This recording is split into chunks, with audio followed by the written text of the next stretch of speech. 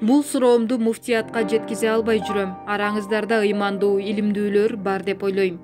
22 жаштамын, үйлөнгөнмүн.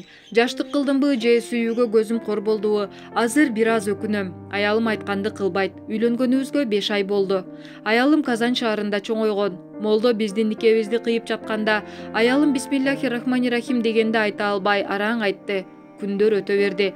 Гусул ал десем албайт, лак койбо десем айтканды кылбайт. Гусулдун шарттарын үйрөттүм, бирок баары бир кылбайт.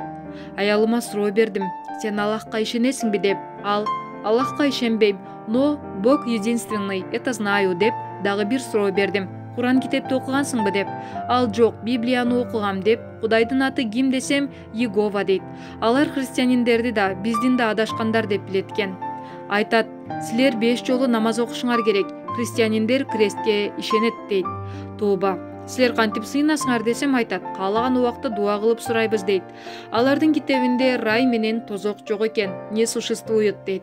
Биринчи жолу укканда сурагам: "Сен Казанда чоңоюпсуң, мусулманкасыңбы?" десем, "Бул жакта чоңойсо эле башка динде болуп калабы?" "Албетте мусулманмын" деген болчу.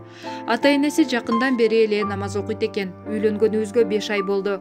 Аялымды жакшы көрөм. Ал дагы мени жакшы көрөт, бирок айтканды кылбайт. Намаз окушту үйрөтөйүн, окуйлу десем көңүл бурбайт. Анда дароо уруш чыгат. "Бог не существует, мы атеисты" дейт. Аялымды таштап кете албайм, боюнда дагы бар. Менин балдарым түшүнүксүз болуп чоңоюшун каалабайм. Жол көрсөтө тургандар бардыр араңыздарда. Рахмат.